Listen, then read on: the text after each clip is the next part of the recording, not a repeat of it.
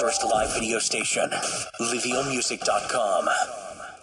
Good evening, Singapore and the world. This is CAMILLA Hall, and today is a special day because we're launching Club Terra Viva radio and web TV station, and I have a few guests with me here tonight, and which is co-hosting our Club Terra Viva. It's Colonel Chopra, former Army Chief Officer, who's been part of the Club Terra Viva for a long time. Welcome here tonight.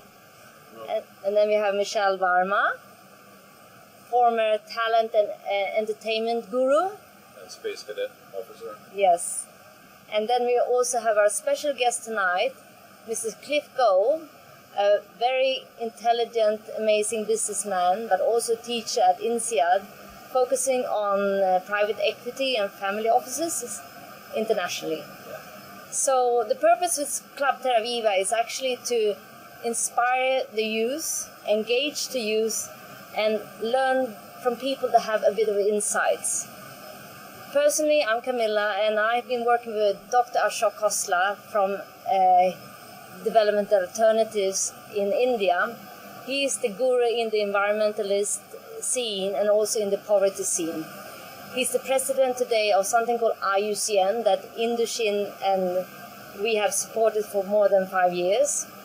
And he's going to be the president of a big congress happening in Jeju in Korea, where LIVEO will send live from. So we're here to discuss about the future, how you can become successful yet not destroy the environment. And I will shoot some questions, and we all shoot some questions. So what to expect and how we can still, be good people, make money, and be happy. Over to you, Chopra. Anything you wanted to ask? Well, firstly, just let me welcome Cliff and thank you for being here. Secondly, just to correct, I'm not the Chief of Army, I'm a naval officer. Did I say naval officer. Yeah, I'm a naval officer, retired from the Singapore Armed Forces. I upgraded you. You upgraded me, thank you. Cliff, you have a very impressive track record. This program is for the youth. What would you be your key takeaway when you were a youth going to where you have arrived? What motivated you to be where you are today?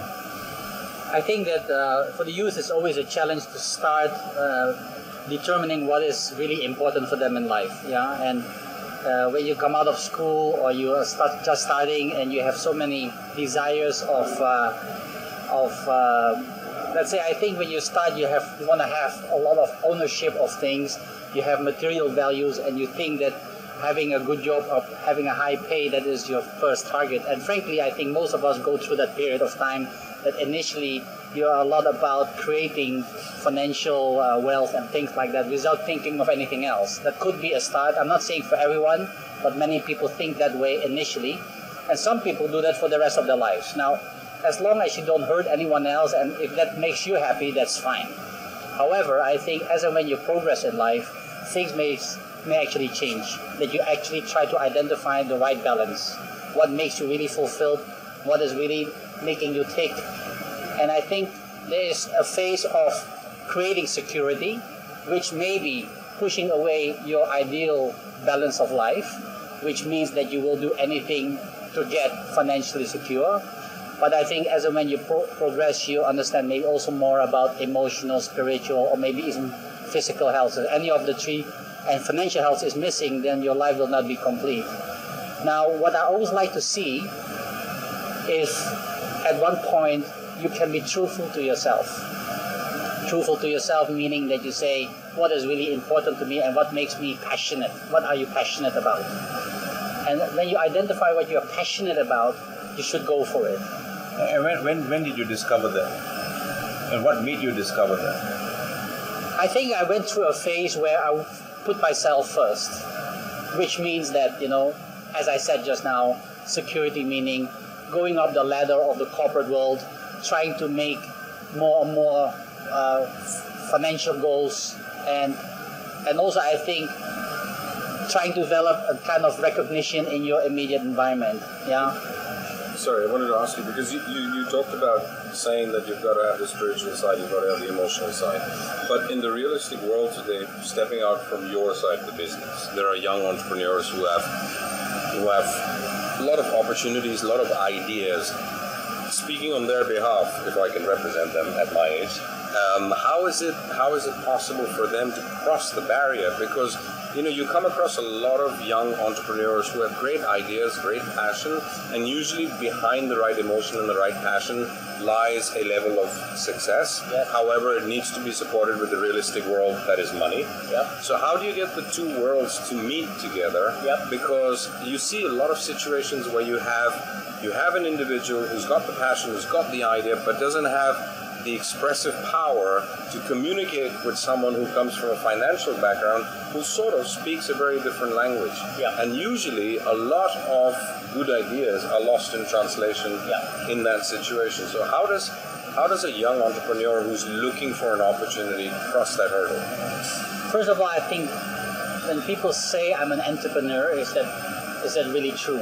Yeah, and you may have a good idea, but to implement that is a completely different story. Correct.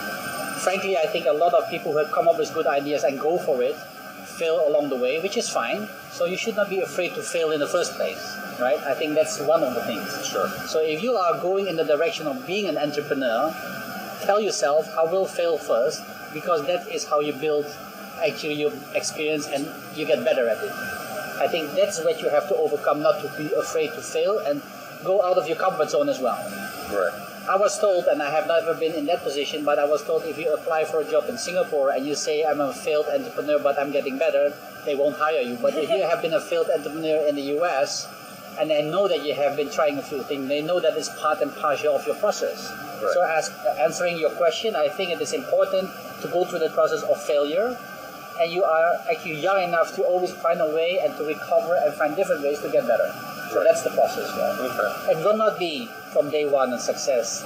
Most successful entrepreneurs have always gone through a series of failures first. Right. So you have to be not afraid to fail. How would you describe yourself? Are you more a numbers person?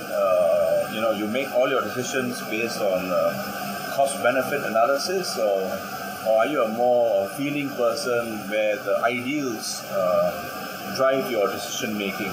Or are you a mixture of both, or have you changed over the years? I have seen maybe many projects where the project would be on paper a very good project, but you can put the best project with people that are maybe not so good, it will still fail. And then the other way around, if you have a not so good project but you have excellent people, it will still work. So to answer your question, I'm much more of a feel person, where if I look someone in the eyes and I feel this person feels good, I may have the ingredients, and yet we may not have the right project in hands, somehow something will happen. But you may have the best project in your hands, but you have a so-so team or not so good team, it will not work. So once you have identified in your environment or people that come to you, or you have seen yourself, people with potential, you will have to find a way to give that potential an opportunity. In that process, it becomes a bit more of a numbers game, because then the numbers have to be, valuable. I mean, they have to be achievable, right? So if the numbers don't work at that point, you still have to reinvent yourself or adjust the program or the business plan as well. And that is what you see very often. An original plan seemingly initially be a good plan, along the process will change, but that is because you start to discover along the way what is the real potential of the idea. Yeah? Right. I'd like to ask a question. Imagine if I'm 18 years old or 20 years old, just finished my study, and I wonder what direction to go at, because now it's so... that's one of the reasons on radio and TV, there's so many negative news. I want to hear good news. Yes. Right? So what type of entrepreneur, what type of business should I go into when I'm 20? What do you see the future going? How can we prevent financial crisis to happen? First of all, I think the initial take for most people looking for a job is the one that pays the best. I would think you like to identify someone that becomes your role model, right? You try to identify someone that you look up to and say, this person have done something that I want to learn from. Maybe he doesn't pay you the best salary, but you invest in learning from him and building experience. Invest in the experience. Right? So I think if you are trying to build your life and say, hey, this is what I'm passionate about, who in my passion would be my role model? Who can I identify in my environment that could be my example of how I want to build my experience? And I think that's a very important key, because sooner than later you will absorb what you see and you will be able to implement it yourself as well. So my answer to you is, don't be driven already from day one for the financial rewards initially, which is a short-term thing. Maybe on the short term, yes, you're better off than maybe your peer group, and you see them maybe driving nicer cars or wearing nicer clothes, but you know what? They will be at one point be taken over by you in terms of growth, because you grow much better in terms of having the right environment that actually builds you. Yeah, so this may be to answer your question. And about the good news and the bad news in the world, I think there's so much talk about every day about bad news that people say, what's the point of reading a newspaper because they only have bad news? And I actually kind of agree with that. I mean, if a glass is half full and half empty, I'm by nature an optimist, an opportunistic person. And let's not go to the negative direction. Just find ways to do positive things. And when you are positive as a person, you attract positive energy and you attract the right people around you. So I'm not going to go there in a negative thing. And when people talk in a negative, yes, of course, there's always an issue, there's always a problem. But if you compare ourselves today to 100 years ago, we already have a so much better life, many of us, yeah? So that's maybe my answer to you. So the world is full of opportunities here? Of course. That's good. That's excellent to hear. Yeah. No, it's always full of opportunities. I think the key is to identify. I don't know. From my point of view, I think it's about identifying what the next opportunity is given the environment that it is today. And I don't know. I think there are too many layers to address in terms of environment, in terms of business, and there are always two schools of thought, and therefore I guess it's always business to business rather than everything in totality, because governments can play only these kind of roles. I mean, you look at the Singapore government, for example. Like I always thought, why don't you double tax SUVs, for example? Okay, today they've got far better technology, but a couple of years SUVs were not exactly environmentally friendly. Double tax them to stop people from using them. But to do that, their car companies would have a massive reaction to that. That would impact sales in the market, which would impact taxes and COEs that will go back to the government. So it's a vicious cycle. So where do you draw the line? Who's the one who's going to stand up and say, okay, I'm not going to do it? It's like in America, they've made marijuana legal for. Really? It's in many states. It's legal for medicinal reasons because it helps you as a painkiller. It is a proven fact, but it also has this negative, connotation to it. But in the states that is legal, they're charging a huge amount of tax, and places like California are recovering huge amounts of taxes because they're so much in debt, because they can charge this high tax because now they've made it legal. So it's not about whether it's good for your health, it's about how much tax can I get out of it. And this is the issue. So that's a real vicious cycle. So where do you put the little spear in the wheel to stop it from turning so that you can fix it and then start it again? Do you have the answer for that? Yeah, I think He's from Holland. I think first of all the awareness of what is environmentally friendly or social responsible, I think that has been growing quite reasonable. I mean, right. The awareness among people today is completely already at a different level than what we had 50 years ago. Yes, absolutely. Now, it will never be for those that are advocates of it fast enough.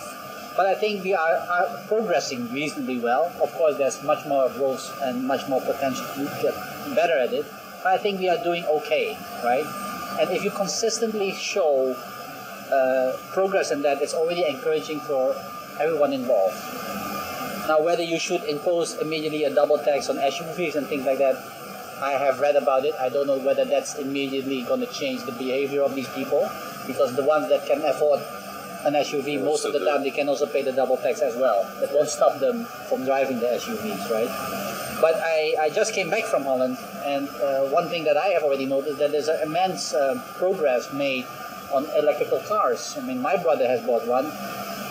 It has only a range of 70 kilometers a day, but that is what 90% of the people that commute maximum do. So if that's what it is, you can actually buy a car like that in Holland with a very big tax break, right? Exactly. And it's already changing. I think the cars for in that category are waitlist now. You need to wait for a car like that. So I think it's changing in that sense. And I want to come back to the youth also being entrepreneurial, right? Yes. I think it's very often also that people are too much in a rush. I mean, they are looking at the big picture immediately and they want to get there in a shortcut way. Allow yourself time, I mean, build yourself experience, make some failures, and you don't have to be, you don't have to be successful within 4 or 5 years. Maybe it's going to be 15 years. But along that path, enjoy what you learn and absorb what you learn rather than being in that rush and making actually crucial mistakes. I think it's not always important to be in a rush. And now and then I feel that when I see young entrepreneurs who say, I've got to be an entrepreneur and therefore I'm not going to look for a job, I'm going to do it anyway, and then they start failing and they are not able to cope and they become actually in a kind of negative spiral. I think maybe, just give yourself some more time. Yes, I'm an entrepreneur and I can call myself an entrepreneur, but truly it took me 10 years to be a professional first, to identify for myself where I would like to go as an entrepreneur. And okay, that is in my case, and maybe some people can do it faster, but I don't think there is any firm reason to be in a rush. Yeah, so I think allow yourself some time. Cliff, can you just share with us your professional career? Yes. What were the stages of development? What did you do? What were the difficulties? What were the key lessons you have learned?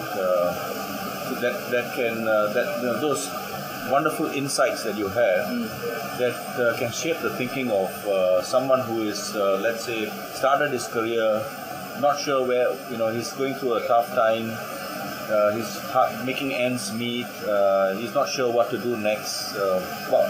What can you share? Well, first of all, I think you have to be ongoing stretching yourself. And one of the things that in that process is getting to know people, especially people that you look up to. A lot of people think, wow, that guy is so successful, but he wouldn't even listen to me, or if I call him, he would actually reject me. Don't be afraid of rejection. Of course, there are a number of people that will not answer to you, but I think it starts from a very early stage that you have to build your network. I mean, it's a lot about who you know in this world rather than what you know. And I think that has to be in your system. I mean, if you want to expand, and as and when I have been growing in my life, I have noticed that those people that I've been knowing for a long time actually become advocates or actually supports of whatever you want to do. I mean, I go back with CAMILLA many, many years, and because I think one of the reasons I sit here is because she has been following me over the years and know what I do. So it all is part and parcel of the process, and I think in business is the same thing. The way I do business today is a lot being supported by people I've known for a long time. Can you elaborate a little bit? What do you mean by stretching yourself all the time? There will be occasions where you say, well, I don't have much value to add, so why should I be there in the first place, right? Make sure that you are among people, and as and when you grow in that, make sure that you're among people that are actually making you grow. You can learn from it. I mean, it's simple in sports as well. If you want to learn a good game of tennis, you play with people who are better than you. Now, it's not always comfortable to always lose, right? You have to lose first before you can win. But at one point, you get to know and understand how to hit the ball back, right? Now, in life, I think it's a little bit like that. You have to challenge yourself all the time and practice, and you will have your hits back and you will fall back. But at one point, you know how to get up again and even better and get stronger. Yeah? What's your... in today's world, there are so many opportunities. Yes. And some say distractions. Yes. So what is the your daily mental model to keep focus, stay balanced, to stay balanced, to be true to yourself and your family, to remind yourself of your purpose? Yep. And I do engage with many youth. Yep. and deep down they have the same sentiments. They want to remain relevant, they want to be purposeful in their life, and they find it hard to focus because there are just so many opportunities. How do you personally maintain that balance and clarity of purpose in mind? Well, that's a process. I can share today better than maybe 20 years ago, but what I've noticed over the last 20 years is that I spoke about being passionate about whatever that means for you. Now, I have become passionate about how I can help other people. Okay. How can I make other people, how can I contribute to other people's lives? And I'm actually very fortunate that I have a profession that is ongoing doing that, in finding ways to help other people to grow, to get better. Now, initially, it is a very difficult formula to understand because most people think for themselves first, and why should I don't even have the time to help other people because I'm not even stable myself. Yes. And that is the challenge, because that distracts you and you lose focus then. But for some reason, I have been able to more and more focus on the well-being of others, which is a noble thing to do. And they say, but it's easy to say because now you have already achieved. Well, I have noticed that as and when you understand that attention to contributing to other people's lives, you will receive from angles you have never known they exist. Doors will open that never were open to you before, but because you are a giving person, one way or the other, you attract opportunities, you attract good people. So I think it is important to tell yourself that. Now, it is not easy, especially when you have a challenging environment or there's a lot of demands or you have a lot of liabilities or commitments or responsibilities that you put other people maybe as an important factor to focus on. But I think eventually, if you understand that more and more, and that may be a process, and maybe you have to do it in stages, but I think as and when you understand that process, you enrich not only other people, but especially yourself, without actually even realizing it. But on a regular basis, I get people to tell me, Cliff, you have changed my life. You have been able to make me understand what really is important to me. And that is really, I think, a way to build your life. And if you get better and better at it, you will actually become a much more balanced person as well. And that goes not only for business, but that goes for your family and your friends. Yeah. So that is where you have to develop that skill, I would say. And I think for young people, if they are able to identify that earlier than later, they will see that it will work for them. Yeah. You know, in some ways, we are a product of choices. Yes. We make our own choices. And in life, resources are limited. Pick any resource. It is limited.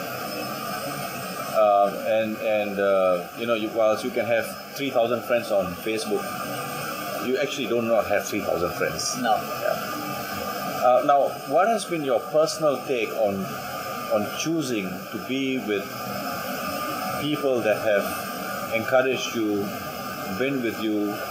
How did you kind of develop your acumen to be with a crowd that you could align yourself with for the purposes of so that your visions, your purpose in life, is achieved? Yeah. Well, it's a bit of a trial and error in the initial stage. I think young people like to be in touch with a lot of people. Therefore, Facebook is a very successful concept because you can have so-called thousands of friends. But it doesn't really exist for what is a friend in the first place, right? But I think you have to, those people that don't seem to be really able to go along the path that you want to go, and actually create a negative energy, hold you back, always have a negative energy, and you actually try to stop what you're doing, you know, don't focus on them anymore. Just let them go. Let them go. You don't have to be angry. You don't have to be upset, but just say, let them go. Focus on those people that are worth your time, because there's only so much time in the day and you can have only so many friends. Over the years, actually, it's funny, I know a lot of people, but the real friends that I have actually have been diminishing because... Reducing, not diminishing, but they're reducing, that I have maybe those friends that I keep friends with, but actually those relationships have become deeper and deeper, right? So I think that's quality. It's a quality, It's a not so quality. much quantity. But you start with maybe building quantity, and then you have a certain peak of the number of people you know, and then you say, okay, who of these people I should really spend my time with? And that's maybe to... And that goes in sync with age. Yeah, that goes with age, yeah.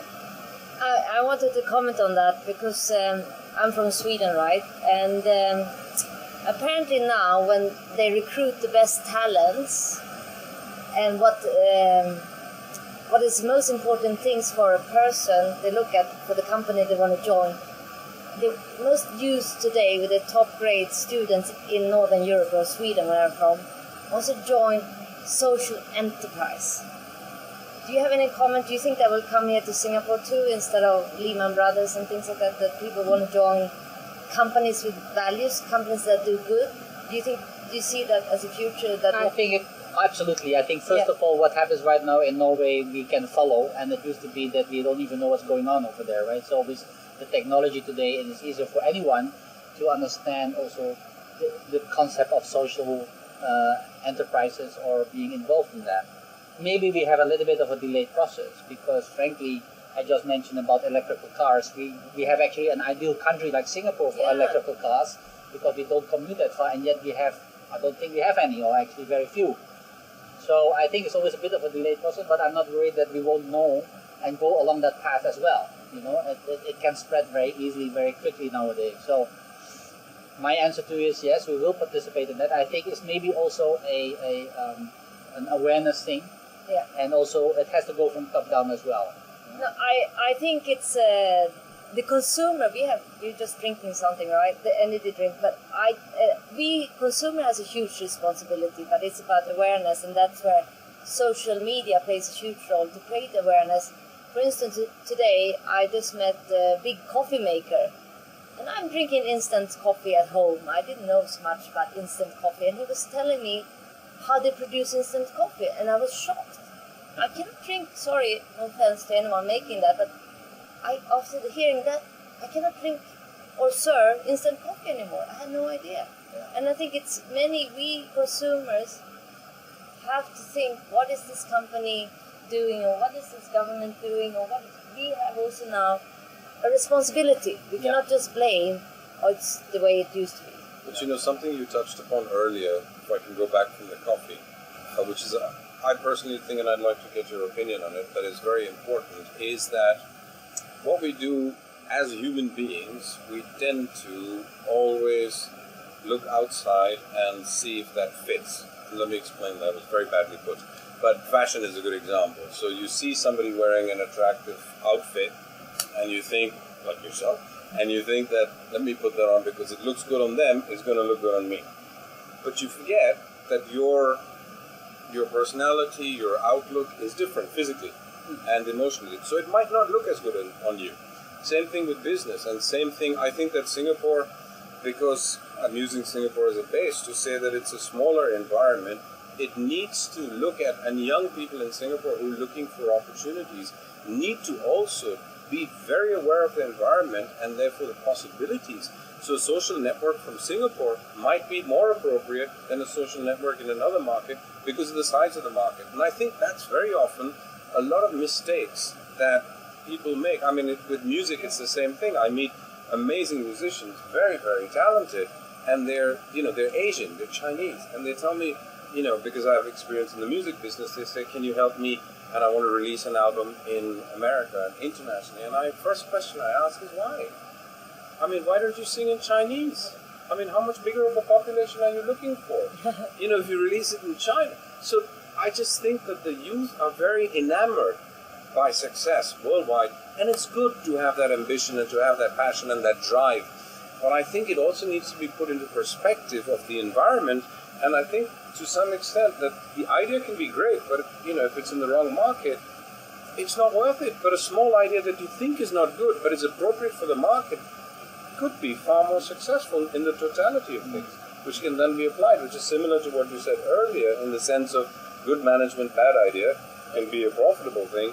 Great idea, bad management could sink like the Titanic. Yes. Would you agree with something like that? I think that's well said. Yeah. Okay.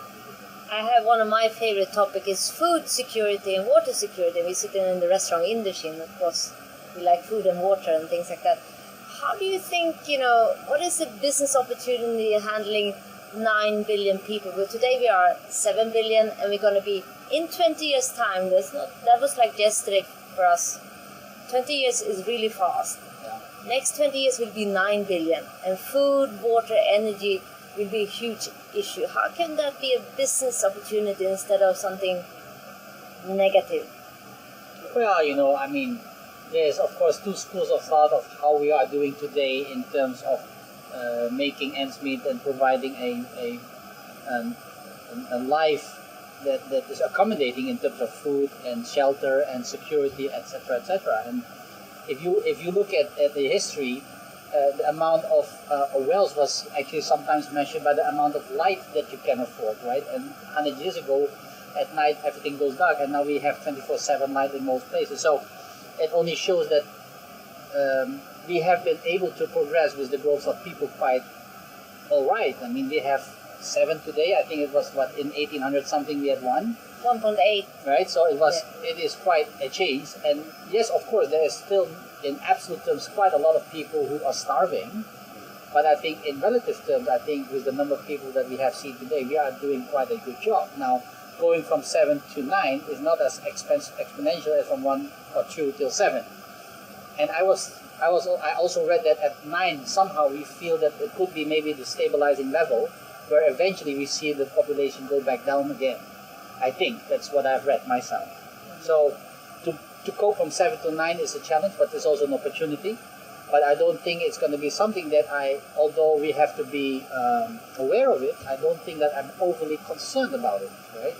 I think that we can manage. I was even told that if you put all the people together next to each other, the 7 billion, that will not be more than, I think, was it something like twice the size of Los Angeles or something like that. So if you look at the 7 billion. Yeah. So if you put that on the map, it sounds like very small, right? So I think we have been doing okay. Yeah, the way we have been able to create better produce of food and better produce of everything to make people survive, and you see it at the lifespan of people as well.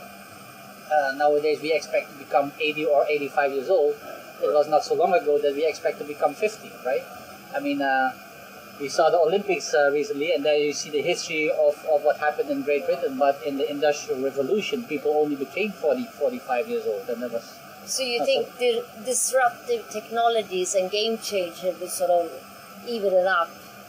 Like technologies would change things? So yes. Be able to handle like organic farming or harvest water from the sky and things like that. Yes, and also I think, and that's my opinion, I think let's take it as the organic farming, whatever. To a certain extent, let's say if everybody decides today to only eat free-range chicken, then we starve again, right? And that's maybe also the other end of it. I mean, we can't at this point of time afford to do that if we want to feed everyone. But at the same time, we don't want to have the chicken to suffer. So we have to find the right balance, how we can cope with that. Because then you have to choose between the human being and the animal, and the choice for most people is clear, right? But I agree with you with disruptive technology and changing of how you deal with things. I think we can do we can make a lot of progress. But having said that, I think a lot of people are worried about where we are. But if I see what we have achieved, if from 2 billion to 7 billion, and we did all right, then from 7 to 9 should be manageable. Yeah, that's my opinion. So I get a sense of opportunity in there rather than... It is indeed a sense of opportunity, because there's a conscience that's developing with the people to maintain, for maintenance, and I think I think the Mayans also are quoting that about 2012, how it's a question of the inherent simplicity of life and the amazing technology that human has created today. And to get the two of them to work together, where you save the environment, but you still can live with the technology. And like you said, if you start doing free-range chicken, there'll be riots. People won't have enough chicken to eat. So I think what happened with human beings was we lost a sense of balance in the sense of greed. And I think people are waking up to it because it's affecting them much more now. So you're getting more of a conscious attitude even with business. Business was the evil a long time ago. Today it no longer is. Today it's a support system. So I think the people like yourself who are so graciously sharing your knowledge and educating people will allow them to find straight, honest routes to do what businesses were doing before. There's no harm in making money as long as you're doing it that has a, you know, an underlying good tone to it, and it's helping the environment. That's, you know, what you want to do with Ashok Khosla wants to do. That's what everybody wants to do. And make lots of money. Of course, there's no To harm build in hospitals and schools. That's what's driving me. There's no harm in that. I completely agree. Well, Somebody's got to make it. It has been proven over the last 50 years that, you know, the concept of making money has actually become the productive way of running countries and nations, because where we thought maybe 50 years ago there's maybe two ways of running a country, is maybe in a so-called communist way or in a capitalist way, and if you gave them equal chances, everywhere we see this happen, East Germany and West Germany, it is obvious which progressed more. North Korea, Yes. South Korea, it's obvious that progressed more, and more or less as we progress in life, we see that the system that is the best is starting to win.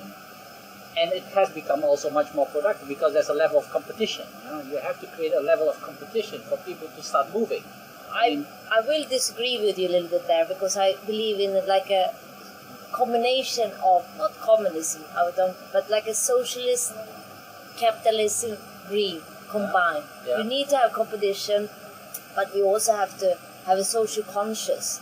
Because sometimes it's what you said, give back. Because we are all lucky around this table. Some people are not, you know, born under the same circumstances. Yeah. And I believe then you should give back and help them, so they also can be part of the world economy. Because the more people, my personal focus is the bottom of the pyramid. I used to be on the top elite, having English in that.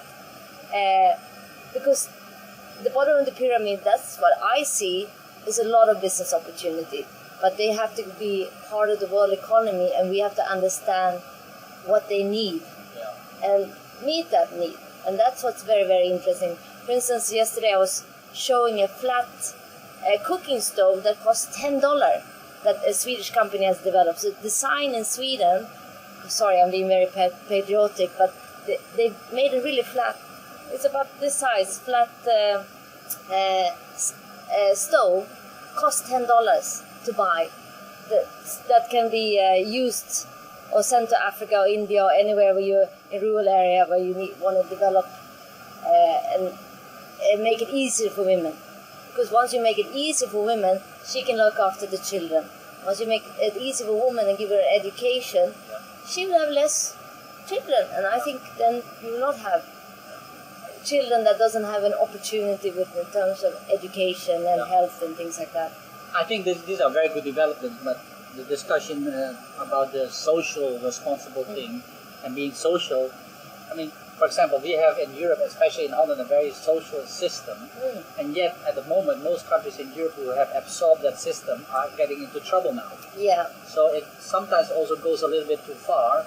Yeah. Where you see that I agree. not everybody unfortunately makes use of that system in the proper way, and they start to abuse it. Yes. And then you take a lot of energy and productivity out of the system, and we can't build an economy on a small portion of people who are prepared to work, right? So if everybody starts saying, hey, but you know, I don't feel well and therefore I should not work anymore, I mean, that doesn't work either, right? Yeah. No, I come from a half socialistic country with probably the highest taxes in the world, and that's one of the major reasons I left Sweden. Because I seen, my father was an entrepreneur, and I've seen the amount of money he paid in taxes, and it's okay to pay not a fair amount of taxes, but I would question inefficiency, and that whether it's the government running it or whether it's a commercial company, you always have to question inefficiency. And I think now when you have technology, internet and apps and things like that, and more transparent, there's no reason to be inefficient. Yeah. And also to learn from each other, exactly what you said, a youth to learn from an older man. I think also countries need to exchange. East needs to learn from West, and West needs to learn from East. So I'm hoping we'll have more technology and know-how transfer, because my experience working with entrepreneurs and engineers back in Europe, they have rarely an insight what's going on in Asia. So they sit and invent something that is suitable for minus 30 degrees, but definitely not suitable for the Indian market or the tropical market. So I'm hoping more exchange Yeah. And I think that will get also Europe out of crisis. Yeah, and I mean, it's the way you describe it, that's very much what I like to do, because I'm a mix of both as well. I mean, I'm born and raised in Europe, and yet I'm Asian by race. So I see a lot of opportunities in that combination where what you say, you have to build bridges between the two to exchange knowledge and to create opportunities that will both make both parties grow, right? And that's what it is about. But it is always a little bit, initially, a touch and feel, because people are always trying to protect what they already have, and they don't want to lose it, right? So you have still that maybe competitive advantage, and you want to keep it. So before you are already opening up and transparent. So, and that's the same thing what I just shared. I mean, if your focus is on giving before you want to take, it is something that you have to discover for yourself. And if you do that on a personal level, it becomes actually something that you can implement in maybe companies as well. But there's always this level of, I have to protect my interests, and therefore I can't be too open and I can't be too giving. And people make themselves, they try to protect themselves. But yes, I agree with you in that sense. And it is easier today than it is 50 years ago because of technology. To share what we have, to see what we do. I mean, just now you said Norway, something is going on. If I want to see what's going on in Norway, I just have to open my computer and I know it almost immediately, right? So it used to be very different. So I think that it only shows that sharing and exchanging of knowledge and whatever, I think it's more and more easy going forward. The world is, in that sense, really getting smaller. I'm hoping that there'll be universities where the youth will spend maybe 1 year in Asia, 1 year in Africa, 1 year in America, 1 year in South America, and get exposure and friendship, because I really believe that the friendship is a very fundamental for business development, because you trade with friends, you trade with people you like, and you get also an insight, and of course also racism and neglection will disappear. That will have that more happen. Do you think that? I think it's nice to say so, but I think in a practical manner, if you say every student should have that exposure in different continents, at this point. No, but like an MBA, like INSEAD that you're part of, course. That they. But the MBAs of INSEAD are very elite and privileged group of people, right? That's a small. There's only a small fraction of the world that can have that kind of exposure and experience. Yeah. But because we have technology, what we have today in social media networks and whatsoever, even without travel, we can already have so much more exchange than we used to. So it is not feasible, I think, at this point of time to give and to have the ambition to have most people to have an exposure to the rest of the world physically, but in spirit or in communication we can. And that's already something that if you live in Indonesia, India or China, if you want to know what's going on in the rest of the world, it's not difficult. Absolutely. No, I agree. And I agree with you as well. It's the whole experience, because, when a long time ago when I was still in India and I saw brands, international brands, even the brands that I was working for coming into India, who was trying to sell their concept into India, they never took the time to understand what the Indian emotion is all about and use that and leverage that into their product to, score a home run or score, 6 or whatever you want to call it. And when they started doing that, they had successes. But when they didn't do that, I remember Nike as a brand. When they came to India, they were advertising basketball players. India never plays basketball. What's the point? The minute they switch to cricket, boom. That's it. If you teach at INSEAD in Singapore. In your interaction with the student population there is from all over the world. What are the concerns that the students usually raise in your classes, and what have been the insights that you have shared with them that you have found that the students have fed back to you to be most useful? I think the way I actually teach my students is a little bit of what I already told you. Especially at an MBA program like INSEAD, students are average about 26 to 35 years old. 5 years of work experience, and they come to Asia or they come to INSEAD to understand more about, they actually take a break. They take a 1 year break because they told themselves, I have been doing this for 4 or 5 years, is this really what I want to do for the rest of my life?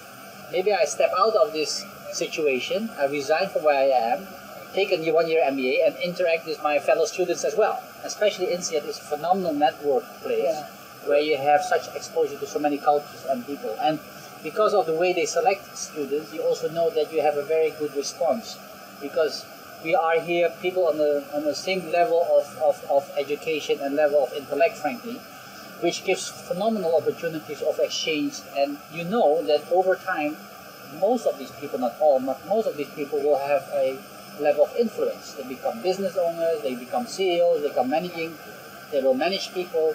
So if you can, in that level, interact, it's going to be a very powerful way of communication. So what I tell them in that transition period, there's actually 2 programs that you should attend to, and not only one. There's an academic program, which is important, but you have students that come to INSEAD, they see what they have to study, and they will lock themselves up in their rooms, and they will have maybe very good marks, but they have never interacted. I think you will have then lost the opportunity.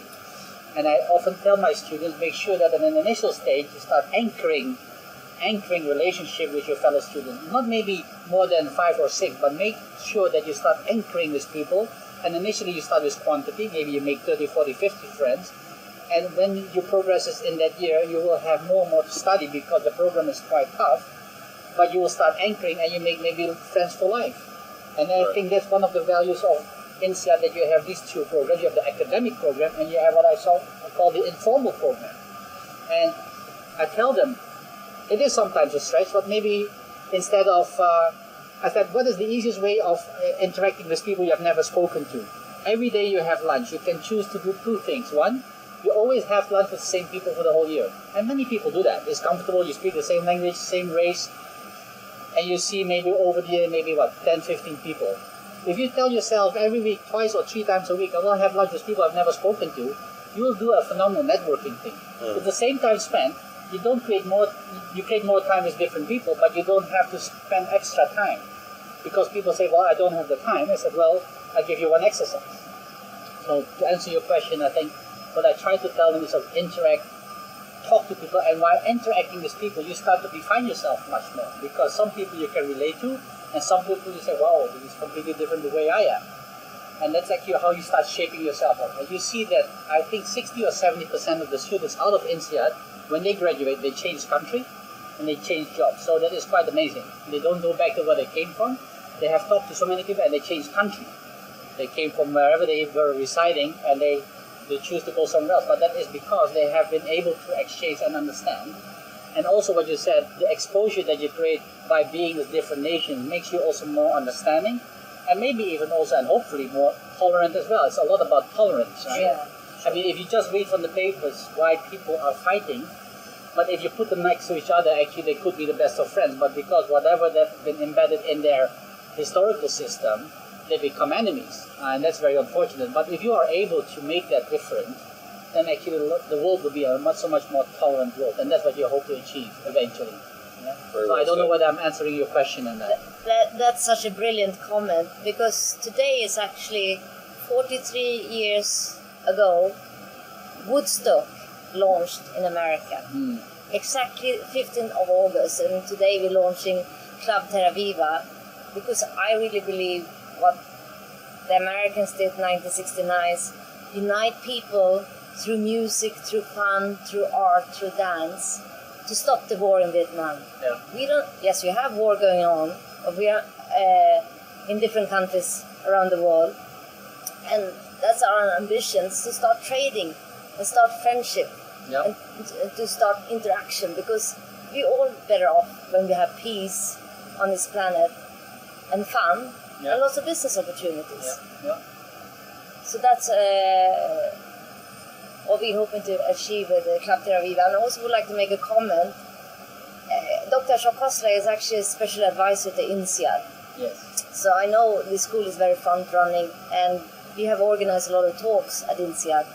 And they always come here to after party at Indochin, so maybe they have quite a good culture. Yes. And personally, it was the parties when I was a young student. That's when we got to bridge over, and you learn so much from people when you develop the friendship. Yes. And I was not a very good student, so I really needed the other students to even make my grades. Yeah. So for me, it was necessary. So I was always the party organizer. Maybe that's why And I think that's a big part of it, the parties. But I also tell my students, make sure that you spend time with those people that you find interesting. Yes. But maybe you wake up an hour earlier and make a walk in the park. Or you have breakfast together, or something that you can also, I mean, it's nice to have an environment at Initiation, and I think it's also very conducive to build your network. But, if the music is loud and there's only alcohol to drink, I mean, at one point the conversation, the quality of the conversation could actually... Yeah, no, that's a social gathering, can be going skiing, or can be, I know you love skiing. Yeah. So it's a combination of nature, and that's also personally why I gather my strength from the nature, doing long walks of the ocean. Today I went to Palaubin and went cycling for 2 hours. This place, it's like a mini vacation for $2.50, Palaubin. You feel like you're in Bali, and this island is full of wild animals, pigs and snakes and lizards. And This is Ubin. Huh? Where did you go? Palaubin. Yeah, Palaubin. For $2.50, and I felt like I was in Bali. Yes, absolutely. You have the bicycles. And you spoke about something. I've been with my students to Ubin, right? Yeah. And frankly, I organize boot camps as well, where we have weekends of entrepreneurship and exchange, right? And one of my traits is that on Saturday and Sunday morning, they wake up at 7 and we do something together. Yeah. And I was told by the management of INSEAD it's never going to happen that all the students wake up. And I'm proud to say that until today, and I've done it for 7 years, we have had 100% presence, because I tell the people this is important to anchor. I'm not here for you, you are here for each other. Yeah. And participation makes it happen.